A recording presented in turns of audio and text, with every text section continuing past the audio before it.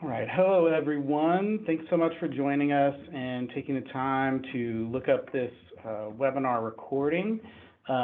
We are here because the state of Oregon has a few price agreements around office furniture contracts, the purchasing of office furniture.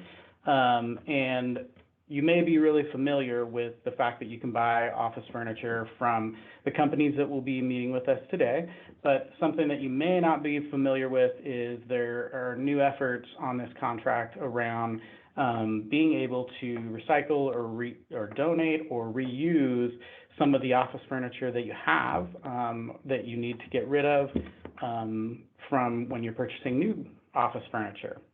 I'm Adam Helvey. I work at Dash Procurement Services, and I'm the Sustainable Procurement Program Manager. I'm trying to help some of the initiatives on the contracts and making sure that we have sustainable components throughout the process and in the awarded contracts. So that's my purpose here, and this will be posted on our Sustainable Procurement page as well, so that it's another contact for you. But you should be able to find these contracts for office furniture in Oregon Buys by searching for office furniture. And there'll be a buyer's guide that will give you information that's a direct contact, not only for the purchasing of office furniture, but also for the donation, recycle, reuse, which will be a separate set of contacts or separate information that you'll need to look up. So we're trying to educate ourselves here so we're smart customers and we know how to use the program and what's expected for it. And so we really appreciate having the experts in the room from our awarded contracts. So let's just go ahead and start with a little bit of intro of who's in the room. So I'm going to have Jen, why don't you kick off and tell us a little bit about your company and what we're doing here today. Yes, thanks so much for having me. My name is Jen Teckenberg, and I am the local representative for Miller Knoll here in the state of Oregon. We feel strongly about not only making quality furniture, but at the beginning of every project, there's usually something left behind that our customers are looking to decommission. So that's where our Repurpose program comes into play, and you'll hear it referred to as the Miller Knoll Repurpose program. And ultimately, it's our goal to, again, keep this product out of the landfill, but offer a number of different avenues for the agencies to be able to prioritize what's most important to them and have that be a solution as they look to vacate or they're renovating their existing spaces. Awesome. Thanks so much. And Adina, can you introduce yourself? Yes. Hi, I'm Adina Gunterman, and I'm an Associate Sustainability Manager on H&I's Corporate Social Responsibility team. And just kind of for context, H&I is the parent company of several workplace furniture brands, such as All Steel, Gunlock, Hahn, HBF, and then HBF Textiles. So really kind of in an effort to keep H&I products out of the landfill, we've partnered with Asset Network for Education Worldwide, or ANEW, and they're really they were founded in 2005 to they were looking for a way to reinvent common liquidation practices towards surplus stewardship. And so they're kind of looking at the life cycle of good condition office surplus furniture and other items, and looking to really reuse, resale, and repurpose those items through what they call surplus stewardship.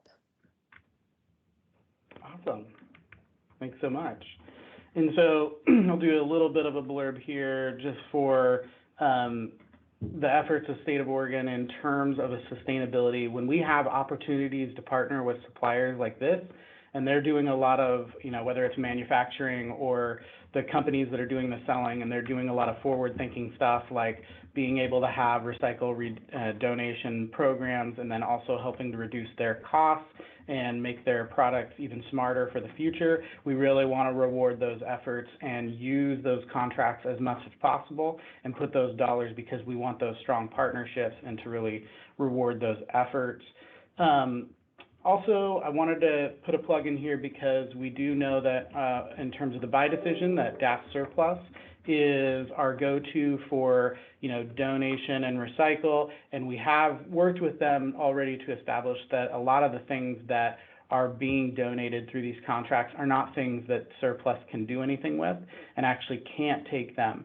So if you do have questions on that or you're ever concerned, you can reach out to surplus, which we have contact information on there, but just know that thought process was already looked at. So I think we'll just jump right into some of our webinar questions now. And we'll start with, we have about 7 questions just for everybody. And we'll start with, can each of you give a description of what is meant for the 3 types of options with your company? And we're talking about donation, repurpose, recycling, only if they're, different definitions, so that we kind of know what you mean when we look at these options and whether we're choosing those options or you're choosing those options for us. So why don't we start with Jen, and we'll probably start with Adina on the next question. Okay, great. So the Repurpose program serves to find a new avenue, first and foremost, the reuse product. So if we're working with an agency who is maybe reconfiguring their space or even moving into a new space, sometimes the best course of action is to reuse what is possible to reuse. Like, it's an investment that's already made. If it's perfectly good condition and we're able to reuse that, that's where our creative teams can kind of come in alongside. They're the experts in terms of all the parts and pieces that go together to create a new layout or a new configuration. So first and foremost, reuse. That's the easiest, most cost-effective way to repurpose the furniture. Above and beyond that, we'll typically ask the question if there's a priority that particular agency holds near and dear to their heart. So one avenue could be to resell, look for what that market's looking like for any excess furniture that they have to decommission. And the advantages of that is to, let's say, for example, they're looking at a fee-based structure to come in and do this service. Any product that we're able to find the market for and resell can come back in terms of a credit to take some of that cost off of that top line. Our teams also start with the closest geographic area as well, because we know just from a sustainability standpoint, the further you're going out to look for whether it's buyers or even donation sites, we want to keep that as close as possible. So our teams have feet on the street all across the country. We're going to start at a very local level.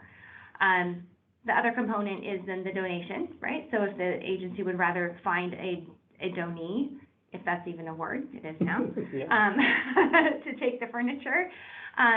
Our network of teams, again, are very familiar with agencies in the area, whether it's nonprofits or schools or what have you, that are looking for some of the assets that may need to be decommissioned. So, and also if there's a program that is near and dear to your heart, like, for example, the Boys and Girls Club or a nonprofit that supports this particular advocacy group, we can go to those type of recipients first.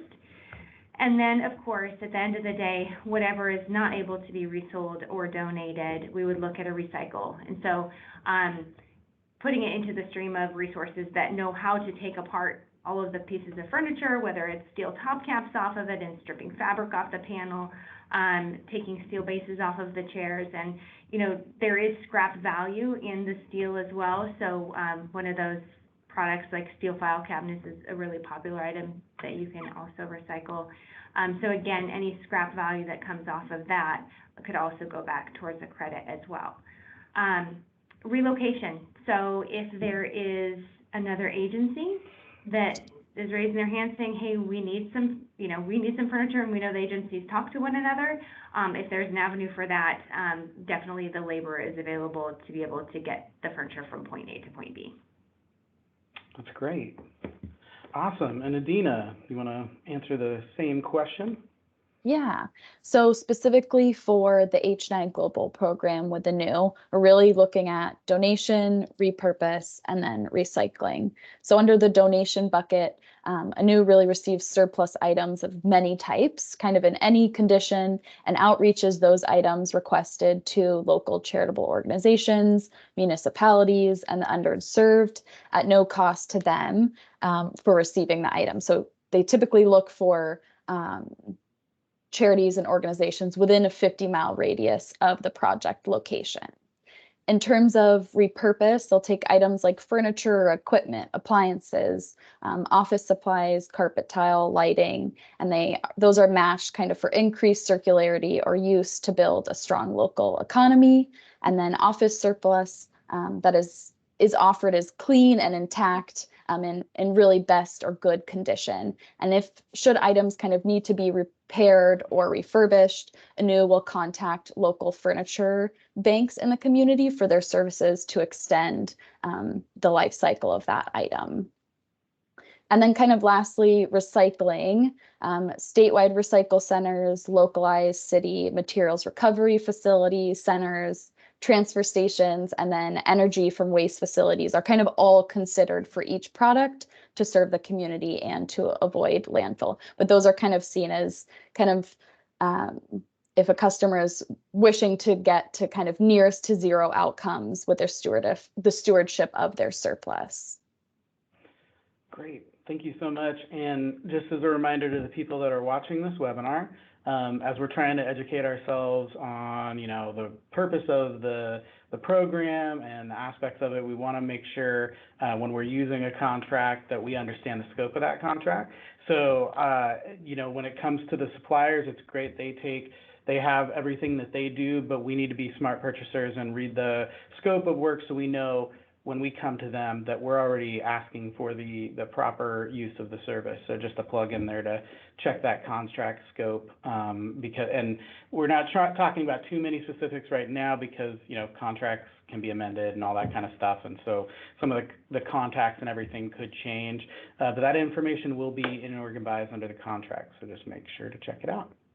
And then just as a great piece, I really love the fact, thinking about the impact of this program, because when we're talking about some of the office furniture, I've done some research myself in terms of the panels just for the cubicle walls that are going, like a lot of those would go to the landfill because they're really difficult to recycle, to tear apart and everything. So the fact that this program's in here and it's easy to use, we should understand the magnitude of just how much weight and volume would be going to the landfill if we're not to use a program like this. So just another little plug there. So when we're talking about the feel-good parts of the sustainable aspects of this, I'd love to put out the question, what kind of difference is it making when customers are using this program? So just kind of, what are you guys seeing as companies that, since you've kind of put this into inception, what does it mean for either your company or us as purchasers and users of the program? And we'll start with Dina. Yeah. So kind of, you think historically, when a company moved out of its commercial space, it would most often, in many cases, leave behind old furniture, fixtures, and equipment. And then kind of furniture installers would come in, or movers or demo crews would then haul all of that surplus directly to the landfill. So ANU really continues to lead the movement to eliminate this common liquidation practice, and has really sought to replace that practice through their surplus stewardship. So kind of a cool fact here, every year ANU records on average more than 3 million pounds of surplus that is avoided from landfill. And then in terms of kind of a local impact, ANU has previously outreached and matched good quality surplus items to nonprofits within Oregon. So just to name a few, they've worked with the Oregon City School District, Alliance High School, West Lynn High School, as well as Green Anchors PDX. So kind of in addition to those, kind of when we think of benefits, they kind of bucket their benefits into three pillars. So the environment, obviously the communities that they're benefiting, as well as the companies. So in terms of the environment, ANU is helping mitigate methane production by diverting surplus office furniture and fixtures from the landfills and utilizing their donation, repurpose, and recycle process. In terms of the communities, they're diverting surplus furniture and equipment, which kind of eliminates liabilities of wasteful practices that would otherwise likely go to landfill, and kind of stewards it towards benefit community organizations. So think nonprofits, charities, food banks, public agencies, schools, and many more. And this kind of also spares the community organizations financial resources to continue and expand their programs and initiatives. And then lastly, the kind of companies angle, companies that engage anew can achieve annual social, environmental, and sustainability goals, which can result in lasting positive effects for the company as well. It's amazing. Thanks so much. Jen. And I think just to tag on to what Adina was mentioning, conventional disposal methods in the past haven't lent itself very well to, the state of our situation. And so, I think the sting in it is that leveraging programs like this do cost a little bit more at the outset. And some of the benefits that the agencies would tap into, so oftentimes they come and it's the manpower and the time and resources it would take to actually round everything up, tag things, identify what is to be taken away versus what you're keeping.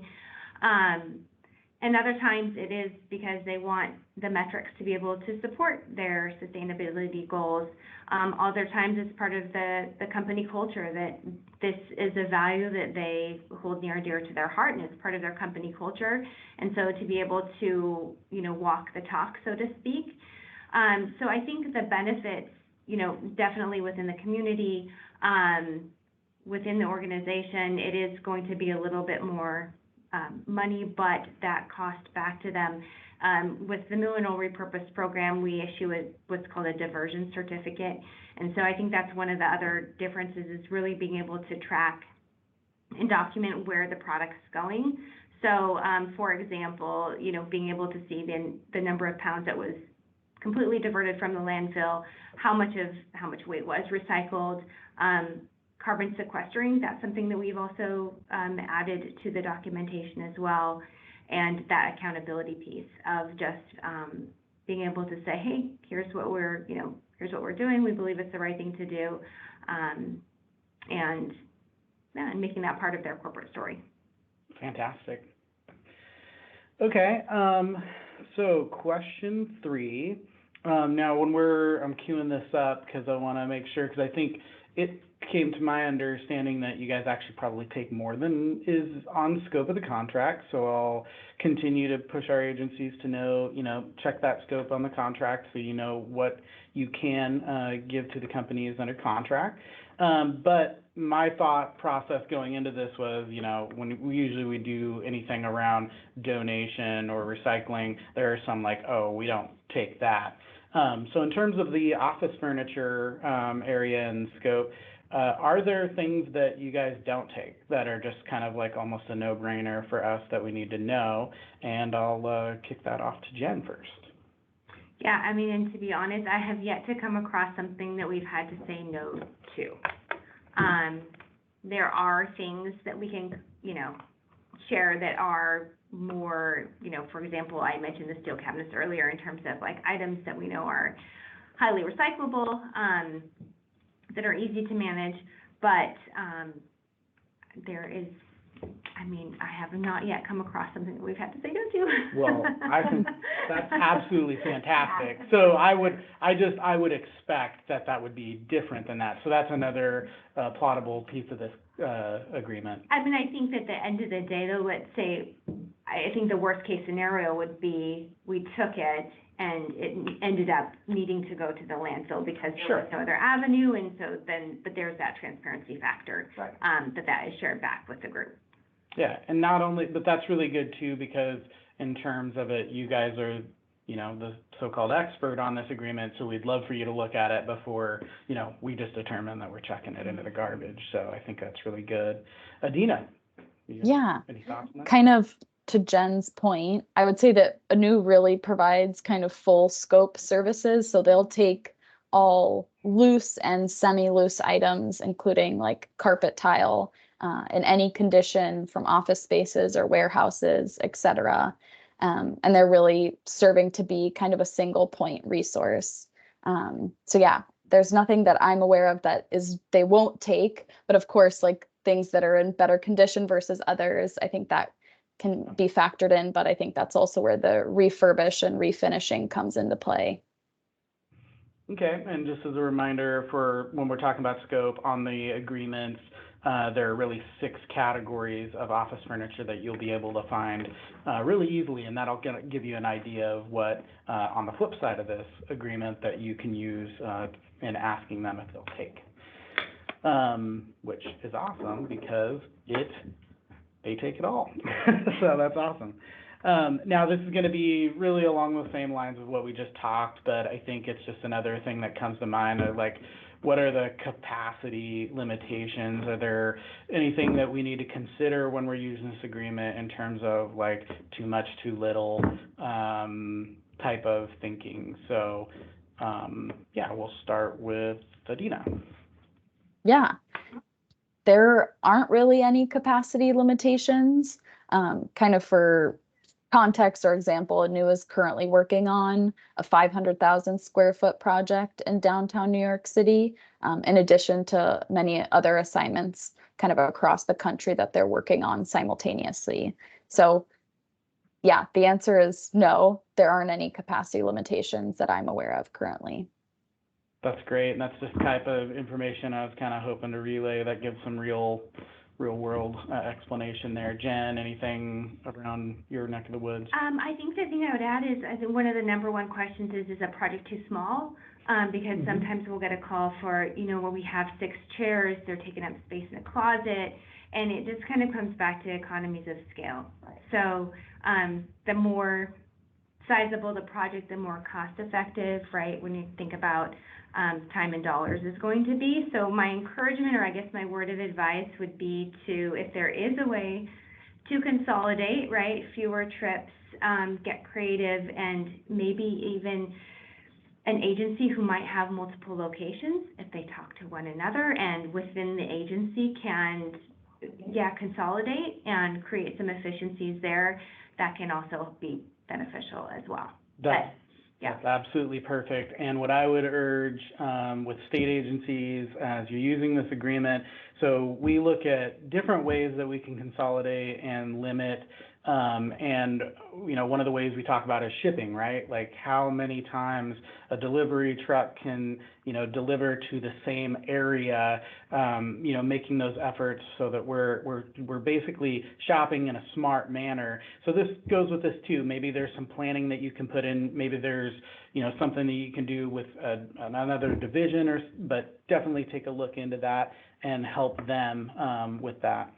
And now I think we're getting to question 5, which I really feel is kind of like the crux of this webinar and something really important to talk about, because generally when we talk about these words, recycle, donate, reuse, we think of our personal lives and how we're like dropping off stuff and giving it to Goodwill. We're giving it to, like nonprofits, and it's like, here you go. I'm all done. I got my tax write-off and everything. And this is a different aspect here. So we're going to talk a little bit about what costs are associated using the program, and is there a way to kind of anticipate those costs. And I'm going to put a bookmark in here because as the sustainability person in the room, I want to say that most of you are probably in here because you work for government and you see value in protecting tax dollars in terms of like how we use them, what gets spent, and you feel a strong stewardship to really guard those. Sometimes we think of that in a way of like we can't spend them, but in a manner where we're looking at protecting the environment and doing the right thing with the stuff that we have and not having it go to the landfill and the costs that are associated with that. When we're transferring those costs to a different avenue, such as paying a supplier to do this, there's high value in doing that. So we want to not think of like, oh, they're giving me this potential invoice, and think of like, wow, that's not what we were expecting. We were hoping for it to be free. We want to not think about that word free. We're thinking about the costs associated on many different levels. So now I've opened the discussion on costs. We'll start with Adina. Again, what kind of costs are there associated, and is there a way to kind of anticipate me as a purchaser on this agreement? Yeah. So kind of to answer your cost question, the H&I Global Program with the new does provide professional services fees, so and labor coordination, as well as surplus stewardship or donation efforts. And then they also get a post-project documentation. So to initiate the new program, there is a $675 fee that's engaged pre-project for conducting a thorough site assessment as well as a detailed inventory to then issue a proposal document for a new and for independent decommissioning and labor services. So the engagement fee shows up kind of as a line item in the proposal document. However, with H&I Global being a primary sponsor to a new, this fee is waived for our customers as a courtesy. Additionally, kind of as an example of a new's fees, a project up to 20,000 square feet costs approximately $3,500, but that does not include labor costs, which are separate and competitive. But I will note that labor costs are seen as kind of a pass-through cost with no markup by a new. So I would say in terms of anticipating those costs, trying to be transparent of what it looks like. But I think just engaging anew to really understand what the project entails so they can fully understand the scope and give you a thorough proposal. Great. Yeah, and I think, the whole purpose of this is really to kind of cut out the shock value, right? You're making us smart calls so that when we call you and you're like, oh, well, there's going to be this invoice, and they're like, oh my gosh, I didn't know I was going to be charged for this. So we kind of cut out some of that. So appreciate it. Jen, same question. Yeah, no, I mean, I think it's a great service, to do this webinar to let everybody know that there is a fee associated with it. Sometimes people will refer to it as a take-back program, and some people might interpret that to be like, oh, you're taking the furniture back, I'm done with it. Thank you so much, Jen. So I think, the first and foremost is, just knowing that there is a cost associated with it.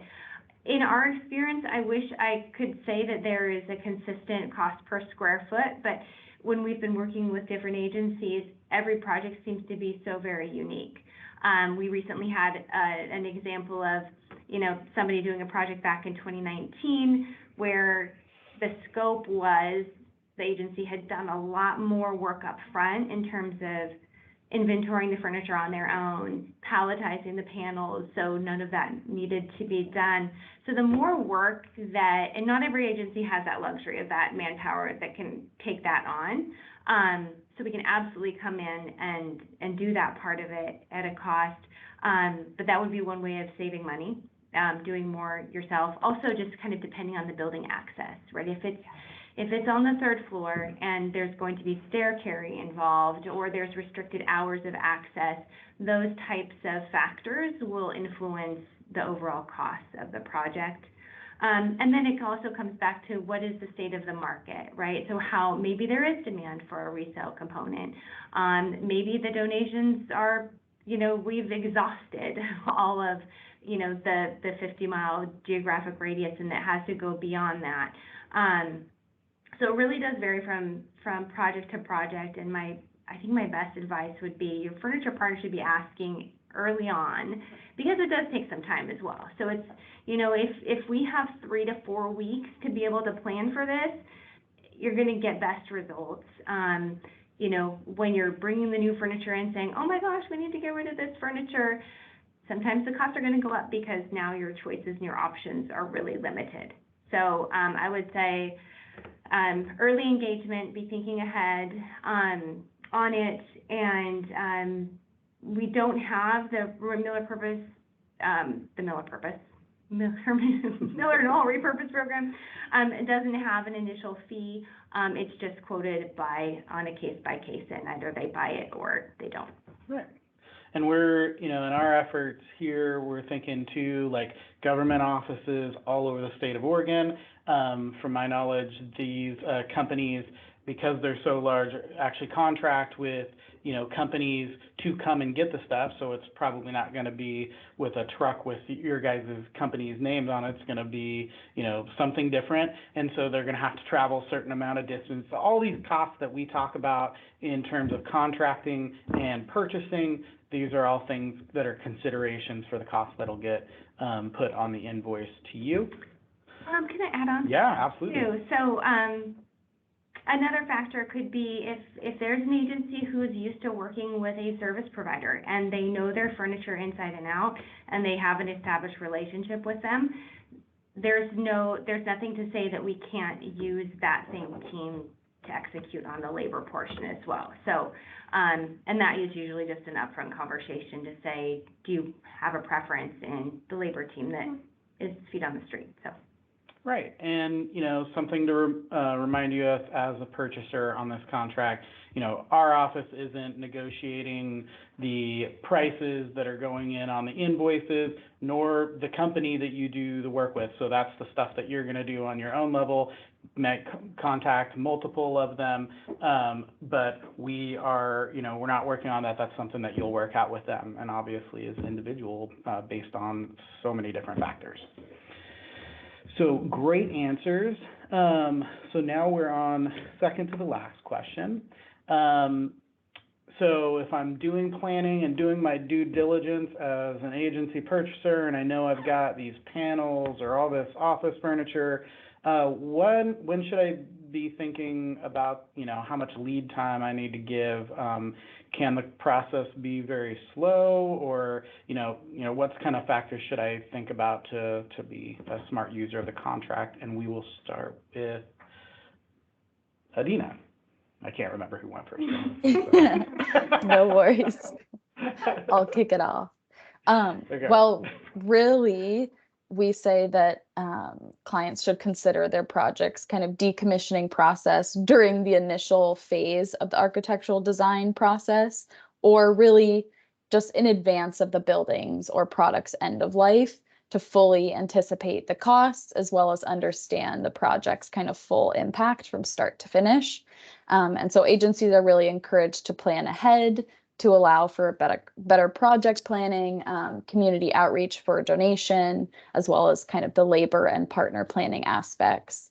But however, I would say that we encourage engagement with the new just to understand how they can support varying project decommissioning timelines. So I guess earlier is better, but when in doubt, I would always just kind of engage anew in a conversation to understand what your needs for that project are. All right, great. Yeah, and Jen?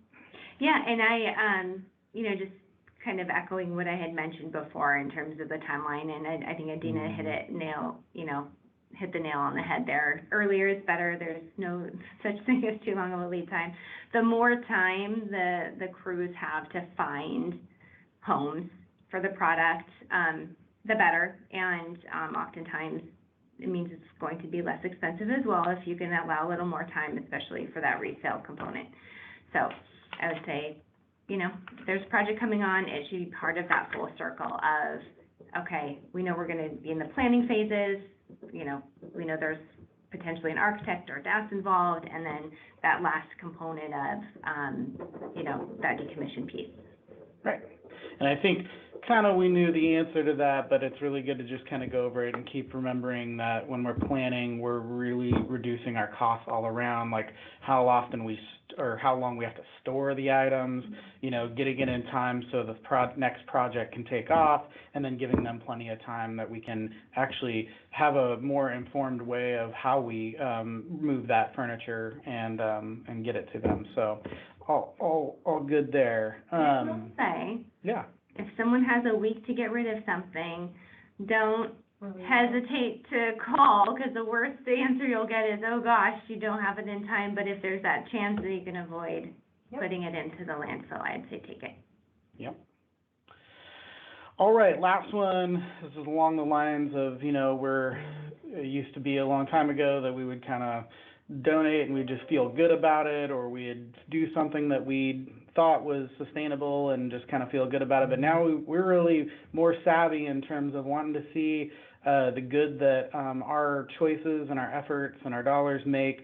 So this question is just kind of basically, you know, what does the agency get in terms for using the program? And I'm really thinking about, like, how do we know that we're making a difference and it's got that impact? And you did share a little bit of that in question 2 with some of your programs, but just wanted to ask that question for us, and we'll start with Jen. Yeah. So at the end of the project, like I mentioned, there will be a diversion certificate issued. So they'll have those metrics. And so whether that's something that the agency wants to share, you know, amongst their staff or what have you, just kind of more of a culture story. And let's say, for example, we find a donation site. We've had instances where, you know, letters are written from the kids, or if it's a school, the teachers are, you know, writing a letter of thanks and saying, hey, here's how our program or our facility was bettered because you were able to donate this furniture to us. I think some of those are some of the, you know, best kind of feel-good stories as well. Absolutely. Adina. Yeah.